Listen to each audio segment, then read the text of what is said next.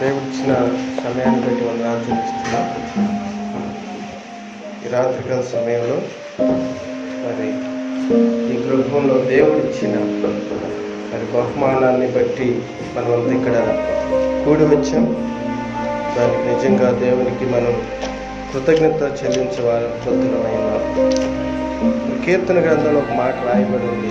107వ కీర్తన 3వ వచనంలో రాయబడిన మాట ఏమిటంటే, కుమారులు యెహోవా అనుగ్రహించు స్వాస్థ్యము, గర్భఫలం ఆయన ఇచ్చు బహుమానమే.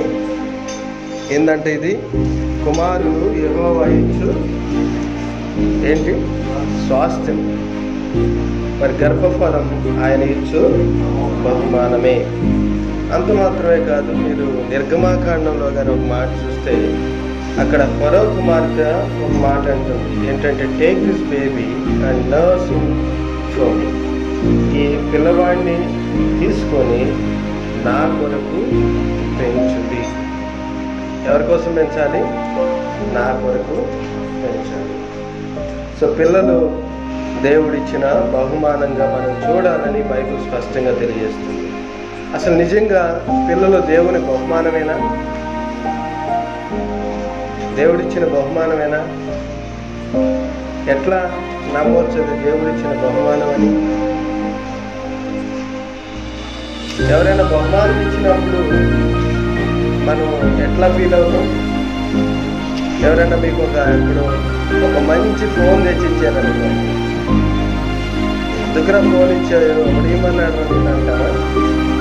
ఏమంటారు? ఫస్ట్ అది ఏ మోడల్, దీనిలో ఏం ఫీచర్స్ ఉంది, ఇది ఎంత జీబీతో రన్ అయ్యే ఫోన్, 4 GB 8 GB? అదే నాకు ఈ ఫోన్ అవసరమని నీకు ఎట్లా తెలిసింది అని అంటే, ఒక లోకరీతిగా ఒక చిన్న వస్తువుని ఇచ్చినప్పుడే మనం ఎంతో సంతోషిస్తాం. అంటే బహుమానాలు మనల్ని సంతోషపెడతాయి. Gifts make us happy. అవి మనం తీసుకున్నప్పుడు, ఎవరైనా తీసుకొచ్చినప్పుడు మనం ఎంతో సంతోషిస్తాం. అంత మాత్రమే కాదు, ఎన్ని గిఫ్ట్స్ వస్తే అంత సంతోషిస్తాం. ఎక్కువ గిఫ్ట్లు వస్తే ఎక్కువ సంతోషిస్తాం. అయితే మరి నిజంగా మనం పిల్లలు కలుగుతున్నప్పుడు సంతోషిస్తున్నామా అంటే, నాకు తెలిసి అయితే పిల్లలు కలుగుతున్నప్పుడు అందరూ కూడా చాలా సంతోషిస్తారు. నాకు వ్యక్తిగతంగా నేను ఎరుగుదును, నేను మరి ఇంకొక 7 నెలలకో 8 నెలలకో తండ్రిని కాబోతున్నానని తెలిసినప్పుడు నేను దాని గురించి ఎంతో ప్రార్థన చేసుకున్నాను. నాకు పుట్టబోయే బిడ్డ అబ్బాయా అమ్మాయా, అసలు ఎట్లా ఉంటుంది, ముక్కు ఎలా ఉంటుంది, మూతి ఎలా ఉంటుంది, నా పోలికలు వస్తాయా, లేకపోతే నా భార్య పోలికలు వస్తాయా, లేకపోతే మా అమ్మ పోలికలు వస్తాయా, ఎవరి పోలికలు వస్తాయని నేనైతే వ్యక్తిగతంగా అలా ఆలోచిస్తూ, వాళ్ళు పుట్టేంతవరకు, వాళ్ళు చూసేంతవరకు నాకెంతో మరి వాళ్ళు ఒక ప్రత్యేకమైన స్థానాన్ని నా మనసులో, నా హృదయంలో వాళ్ళు పుట్టకముందే ఆక్రమించారు. ఈ లోకానికి రాకముందే వాళ్ళు మరి వస్తారని తెలిసి చాలా, ఎట్లా అంటే అమెజాన్లో మనం ఏదన్నా ఒకటి బుక్ చేసుకున్నప్పుడు అది వస్తుందని మనం ఎట్లా అయితే మరి ట్రాక్ చేస్తూ ఉంటామో, ఏ ఊరు వచ్చింది, మరి హైదరాబాద్ వచ్చిందా లేకపోతే మేదరమెట్లు వచ్చిందని ట్రాక్ చేస్తాం. అట్లా సంతోషించేంత ఇదిగా మరి పిల్లలు, దేవుడిచ్చిన పిల్లలు మన జీవితాలని, మన విధానాన్ని, మన ఆలోచన విధానాన్ని కూడా మారుస్తారు. ఏనాడు పని చేయని వాళ్ళు కూడా పిల్లలు కలగగానే వాళ్ళు పని చేయటం మనం చూస్తూ ఉంటాం. అంటే పిల్లల్లో ఎంత శక్తి ఉందో మనం చూడవచ్చు.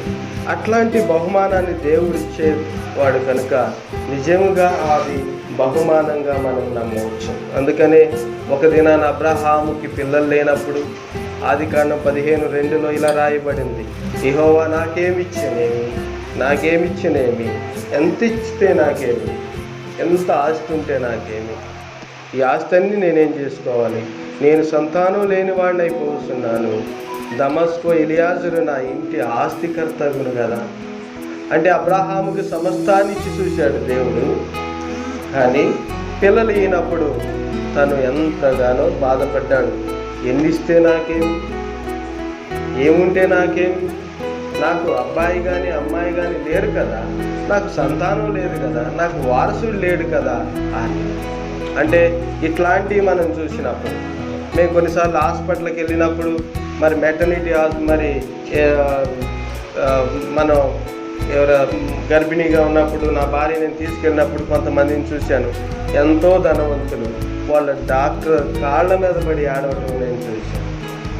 ఎందుకంటే ఆ డాక్టర్ అన్నా మీరు ఏదన్నా చేసి ఎంతన్నా ఖర్చు పెడతాం, మాకు పిల్లల్ని కలిగేటట్లుగా మరి మందులు రాయండి, ట్రీట్మెంట్ ఇవ్వండి అని అడగటం చూసినప్పుడు నిజంగా మాకు పిల్లలు కలిగినప్పుడు మా పిల్లలను చూసి మేము ఎంతగానో సంతోషించాం.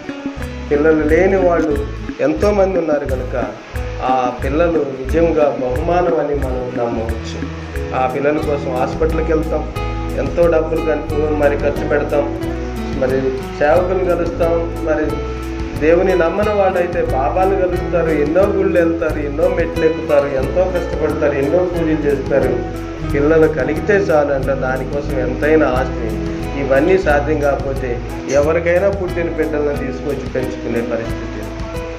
కాబట్టి దేవుడు నిజంగా పిల్లలు దేవుడిచ్చే బహుమానం అని మనం నమ్మాలి. మార్క్ జోకర్బర్గ్ అని ఒక ఆయన ఉన్నాడు. ఈయన ఎవరో తెలుసా? చదువుకున్న వాళ్ళకి తెలుసు. మార్క్ జోకర్బర్గ్ ఎవరు? ఫేస్బుక్ CEO ఆయన. ఫేస్బుక్ అనే సంస్థను స్థాపించే సోషల్ మీడియా ప్రపంచంలో అత్యంత ధనవంతులు ఆయన కూడా ఒకటిగా మారిపోయాడు. చిన్న వయసులోనే 18 ఏళ్ల వయసులోనే తను ఎంతో గొప్ప పాపులారిటీని సంపాదించాడు. తను వివాహం చేసుకున్నాడు. తనకు వివాహం అయిన తర్వాత ఒక బిడ్డ పుడితే ఒక పాప పుడితే ఆ పాప పుట్టినందుకు కృతజ్ఞతగా తనకు వచ్చే భాగాల్లో 99% పేద ప్రజలకి, పేద ఆడపిల్లలకి, అన్ని దేశాల్లో ఉన్న వాళ్ళకి సహాయం చేయడం కోసం రాసిచ్చాడు. ఆయన రాసిన ఆస్తి ఎంతంటే $45 బిలియన్. $45 బిలియన్ ఎంతో డబ్బు. ఒక పాప పుట్టినందుకు కృతజ్ఞతగా నేనేమి ఇవ్వగలను, దేవుడు ఇంత గొప్ప బహుమతినిచ్చాడే అని తనకున్న ఆస్తిని అంతటిని ఎక్కువ మొత్తాన్ని రాసి ఇవ్వటానికి మార్క్ జోకర్బర్గ్ సిద్ధపడ్డాడు. అంటే దాని నుంచి మనం ఏమర్థం చేసుకోవాలంటే పిల్లలు ఎంత విలువైన వాళ్ళో మనం అర్థం చేసుకోవాలి. నిజంగా వాళ్ళు మనల్ని సంతోషపెడతారు. వారు కదులుతున్నప్పుడు, వాళ్ళు నవ్వుతున్నప్పుడు, వాళ్ళు నిద్రపోతున్నప్పుడు కూడా మనం వాళ్ళ దగ్గర కూర్చొని చూస్తూ ఉంటాం. ఎంత మరి దేవుడిచ్చిన బహుమానం కనుక వాళ్ళు ఏ విధంగా నిద్రపోయేటప్పుడు ఎలా ఉన్నారు, మేల్కొన్నప్పుడు ఎలా ఉన్నారు, ఉదయాన్నే ఎలా ఉన్నారు, వాళ్ళు చిరాగ్గా ఉన్నప్పుడు ఎలా, వాళ్ళు కోపపడుతున్నా కూడా ఆ కోపాన్ని చూసి కూడా మనం సంతోషిస్తాం. కాబట్టి వాళ్ళ కోసం మనం ఎంతో ఖర్చు పెట్టే వాళ్ళకు ఉంటాం. వాళ్ళు ప్రతి మూమెంట్ని, వాళ్ళ మోటార్ స్కిల్స్ డెవలప్ అవుతూ ఉన్నప్పుడు, వాళ్ళ కాళ్ళు కదిలిస్తూ ఉన్నప్పుడు, వాళ్ళు పక్కగా తిరుగుతున్నప్పుడు, వాళ్ళు మరి కూర్చుంటున్నప్పుడు, వాళ్ళు నిలబడుతున్నప్పుడు, తప్పడడుగులు వేస్తున్నప్పుడు మనం ఎంత సంతోషిస్తాం.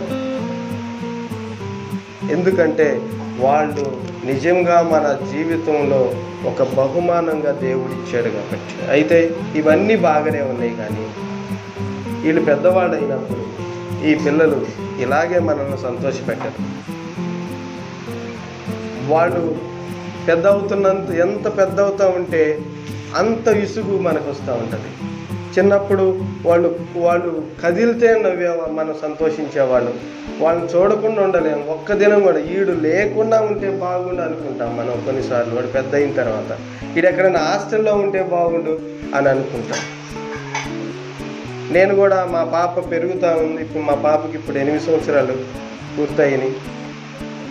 కొన్నిసార్లు నేనే అంటాను, నిన్ను ఇక్కడైతే లాభం లేదు, ఒక హాస్టల్లో జాయిన్ చేస్తాను. ఆమె అంటది, నేను కాదు హాస్టల్కి వెళ్తే మిమ్మల్నే జాయిన్ చేస్తాను, మీరుండండి హాస్టల్లో, నేను ఇంట్లో. అంటే మనకి ఏమర్థమవుతుందంటే ఇక్కడ చిల్డ్రన్ ఆర్ బికమింగ్ రెబలియస్. ఏమంటారు రెబలియస్ అంటే? తిరుగుబాటు చేస్తున్నారు తల్లిదండ్రుల మీద. పిల్లలు పెరుగుతున్నారు, వాళ్ళు మనల్ని సంతోషపరచాల్సింది పోయి, మనం చెప్పింది వినాల్సింది పోయి, వాళ్ళు మనపై తిరుగుబాటు చేస్తూ ఉన్నారు. మనం ఒకటి చెప్తాం, వాళ్ళు ఒకటి చేస్తారు. మనం ఒక వైపు వెళ్ళమంటాం, వాళ్ళు ఇంకో వైపు వెళ్తారు. దీని అంతటికీ కారణం ఏంటంటే వాళ్ళ పెంపకం, పేరెంటింగ్ మనకు తెలియదు.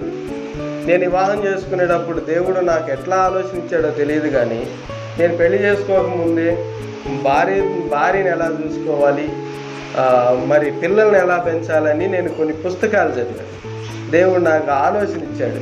కేవలం పెళ్లి చేసుకోవటమే కాదు, పెళ్లి చేసుకున్న తర్వాత భార్యని ఎలా చూసుకోవాలి, అత్తమామల్ని ఎలా చూసుకోవాలి, ఇంట్లో ఉన్న తల్లిదండ్రులను ఎలా చూసుకోవాలి, ఒకవేళ చుట్టాలు వస్తే వాళ్ళని ఎలా చూసుకోవాలి, స్నేహితులు ఇంటికి వస్తే ఎలా చూసుకోవాలి, ఒక కుటుంబంగా మనం ఎట్లా బ్రతకాలనే వాటికి సంబంధించిన కొన్ని పుస్తకాలు నేను చదువుతూ వచ్చాను. వాటన్నిటిని చదివినప్పుడు నేను కొన్ని విషయాలు తెలుసుకున్నాను. వాటిలో కొన్ని విషయాలు మీతో పంచుకోవాలి అని అనుకుంటున్నాను. ఎందుకంటే ప్రపంచం మారిపోతుంది, ప్రపంచ విలువలు మారిపోతున్నాయి.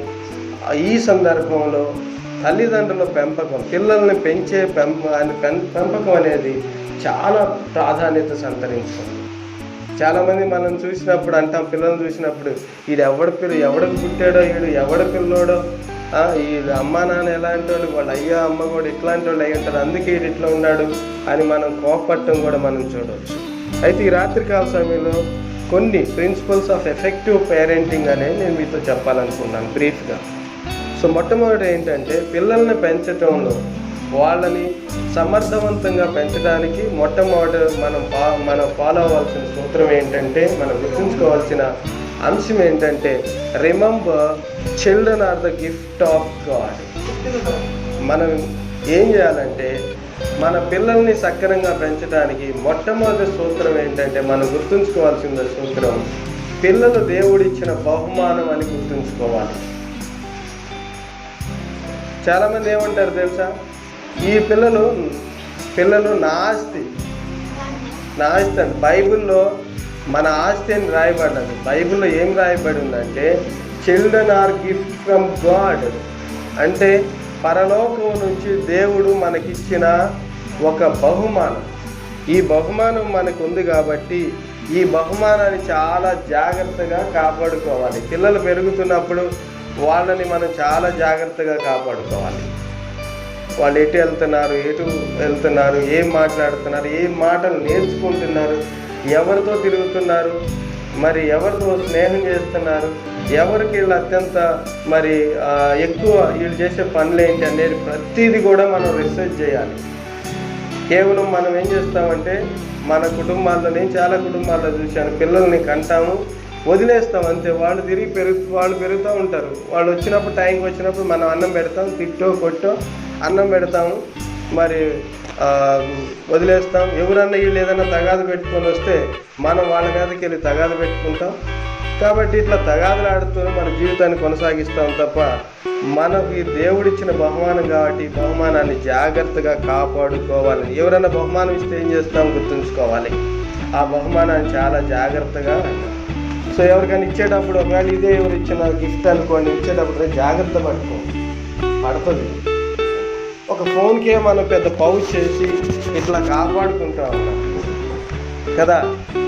మరి దేవుడిచ్చిన పిల్లల్ని మనం ఎట్లా చూసుకోవాలి, చాలా జాగ్రత్తగా. వాళ్ళ మీద ఎలాంటి ప్రభావం పడకుండా మనం జాగ్రత్త చూసుకోవాలి. చిన్న పిల్లల మీద చాలా రకాల ప్రభావాలు ఉంటాయి. ఏ ప్రభావాలు అంటే, టీవీ ప్రభావం ఉంటుంది, పక్కన వచ్చేవాళ్ళ ప్రభావం ఉంటుంది, మన ఇంటికి వచ్చేవాళ్ళ ప్రభావం ఉంటుంది, పక్కన వెళ్ళిన వాళ్ళ ప్రభావం ఉంటుంది, స్కూల్కి వెళ్ళినప్పుడు స్కూల్లో ఉన్న వాళ్ళ ప్రభావం ఉంటుంది, టీచర్ల ప్రభావం ఉంటుంది, వీళ్ళు హాస్టల్లో ఉంటే హాస్టల్లో ఉన్న ప్రభావం ఉంటుంది, బజార్లో ఉన్న వాళ్ళ ప్రభావం ఉంటుంది, మరి వాళ్ళు చూసే వాల్ పోస్టర్లు, వాళ్ళు చూసే టీవీ ప్రోగ్రామ్స్, ఫోన్స్, వీటన్నిటి ప్రభావం ఉంటుంది. వాటన్నిటి ప్రభావం పడకుండా కాపాడుకోవాల్సిన బాధ్యత మనకు ఉంటుంది. కేవలం దేవుడు మనకి పిల్లలు పుట్టారు కాబట్టి పిల్లలు నేను వదిలేస్తాను, వాళ్ళు ఎక్కడో తిరుగుతారు అని అనుకుంటే there is no use at all. That's the reason children are becoming rebellious. వాళ్ళను మనం గమనించట్లేదు కనుకనే వాళ్ళు మన చేయి దాటిపోతూ ఉన్నారు. అది మనం గుర్తుంచుకుందాం. నెంబర్ 1 దేవుడిచ్చిన బహుమానం అని గుర్తుంచుకోవాలి. నెంబర్ 2 పిల్లల్ని మనం ఏం చేయాలంటే, సామెతలు 22:6 ప్రకారం మనం ఎఫెక్టివ్గా మంచిగా పెంచటం కోసం 2వ సూత్రం మనం ఫాలో అవ్వాల్సింది ఏంటంటే, ట్రైన్ యువర్ చైల్డ్.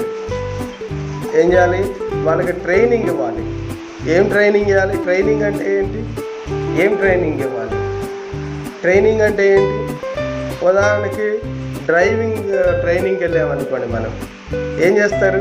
సీట్లో కూర్చోబెడతారు, పక్కన ఉంటారు. పక్కనుండి ఏం చేస్తారు?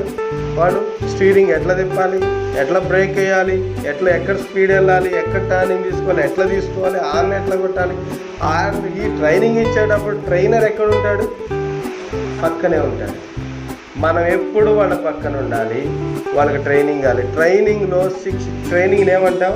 తెలుగులో శిక్షణ అంటాం. ఈ శిక్షణలో శిక్ష కూడా ఒక భాగమే.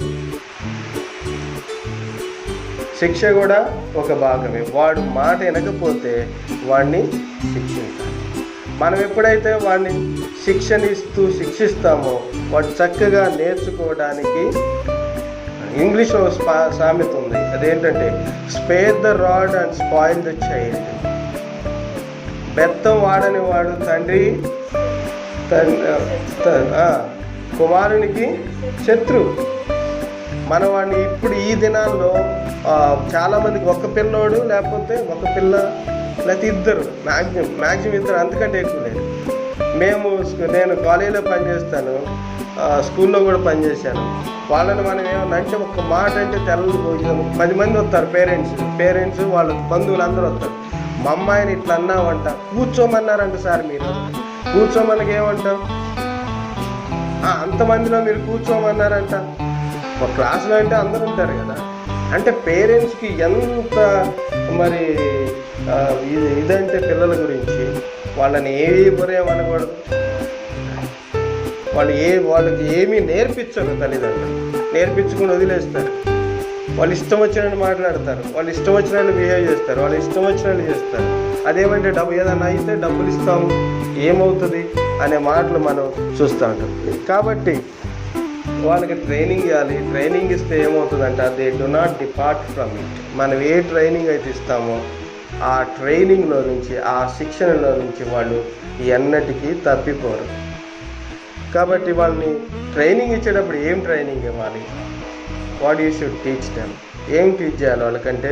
మొట్టమొదటి వాళ్ళు బైబిల్ టీచ్ చేయాలి, బిహేవియర్ టీచ్ చేయాలి, వాల్యూ సిస్టమ్ని మనం టీచ్ చేయాలి.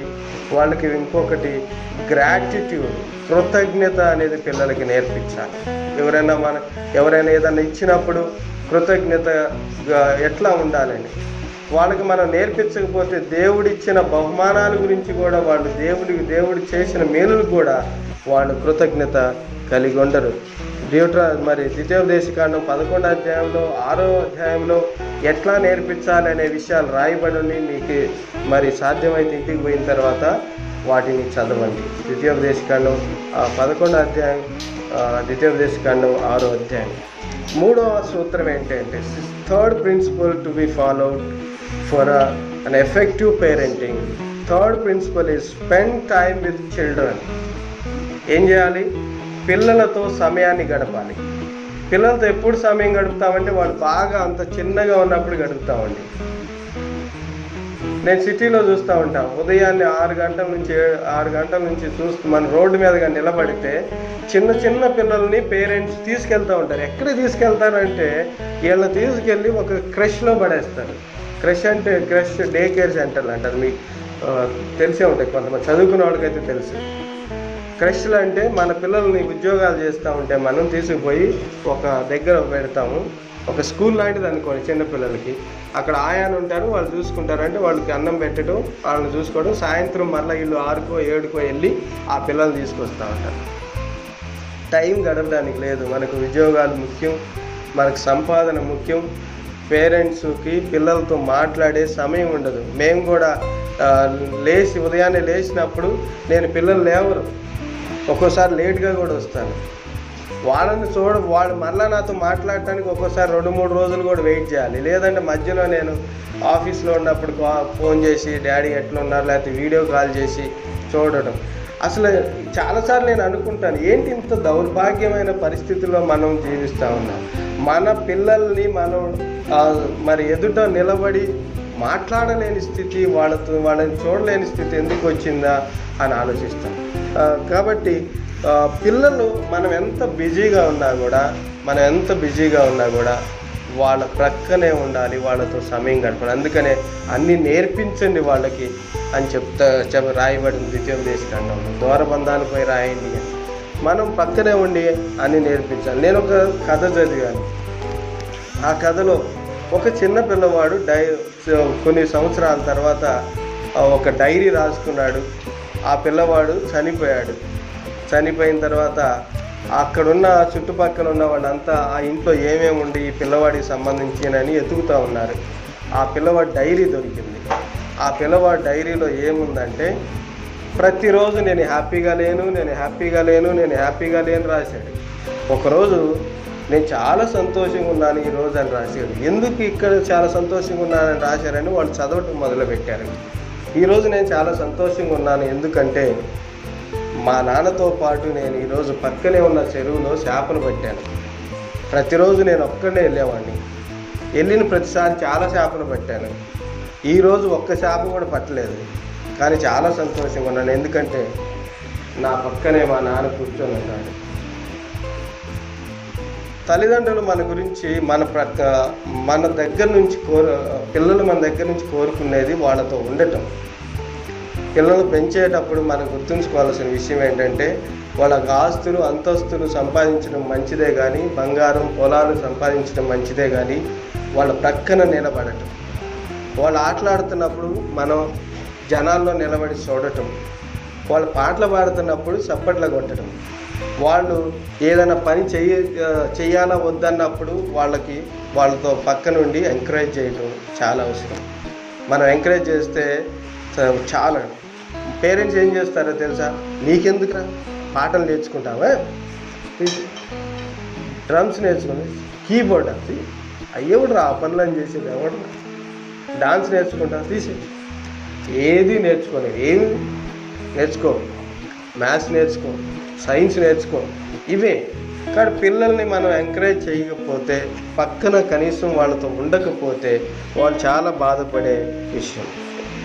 నాలుగవదిగా మనం గుర్తుంచుకోవాల్సింది ఏంటంటే, పిల్లలకి మనం రోల్ మోడల్స్గా ఉండాలి. వాళ్ళు మనం చూసేదండి. సోషల్లో ఒక మాట ఉంటుంది, home is the first school of a child.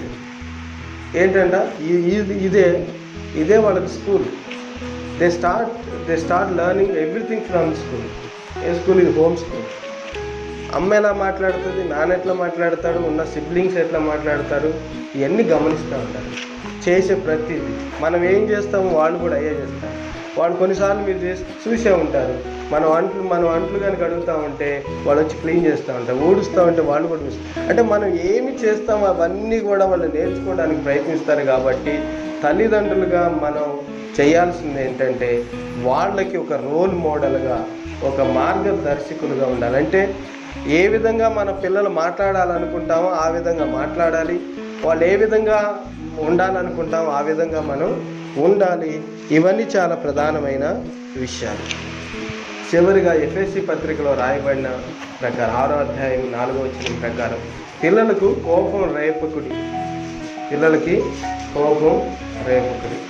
పిల్లల్ని ప్రతిసారి పిల్లలు కోపపడుతూ ఉంటారు. ఎందుకో తెలుసా? మీరు ఎప్పుడైనా గమనించారో లేదో కానీ, పిల్లలు మన మీద కోపపడటానికి కారణం ఏంటో తెలుసా? జనరేషన్ మారుతూ ఉంది, వాల్యూస్ మారుతూ ఉంది. మనం ఎప్పుడు కూడా మన విధంగా ఆలోచిస్తూ ఉంటాం. వాడికి 10 రూపాయలు, వాడికి డాడీ నేను స్కూల్కి వెళ్తున్నా 100 రూపాయలు ఇవ్వమన్నాడు అనుకోడు. 100 రూపాయల? నేను ఆ రోజుల్లో పావన తీసుకొని పోయేవాడిని. ఆ రోజుల్లో పావన తీసుకుపోయావు, బాగానే ఉంది. ఈ రోజుల్లో పావలాకి ఏమి వస్తుంది? అది మనం అర్థం చేసుకోవాలి. నేను ఆ రోజుల్లో 6 గంటలు అయితే ఇంట్లో ఉండేవాడిని. నువ్వు ఇప్పుడు 10 అయింది రాలేదు. ఆ రోజుల్లో లైట్లు ఉండేవి కాబట్టి పావులు వస్తాయని ఇంట్లోకి వచ్చాను. ఇప్పుడు రావాలని ఏముంది కదా? కాబట్టి రోజులు మారుతూ ఉన్నాయి. కాబట్టి ఆ ఏజ్ గ్యాప్ని మనం అర్థం చేసుకొని, జనరేషన్ గ్యాప్ని అర్థం చేసుకొని, ఇప్పుడున్న వాళ్ళు ఏ విధంగా ఆలోచిస్తున్నారో అర్థం చేసుకొని, పిల్లల్ని కోపం రేపకుండా జాగ్రత్తగా వాళ్ళని మనం చూసుకోవాలి. ఈరోజు నేను ముగించే ముందు మీకు 5 ప్రిన్సిపల్స్ చెప్పాను. 5 principles for an effective parenting. 1, దేవుడిచ్చిన బహుమానం అని మనం గుర్తుపెట్టుకోవాలి పిల్లలు. రెండవది వాళ్ళకి ట్రైనింగ్ ఇవ్వాలి. మూడవది వాళ్ళతో మనం సమయం గడపాలి. నాలుగవది వాళ్ళకి రోల్ మోడల్స్గా ఉండాలి.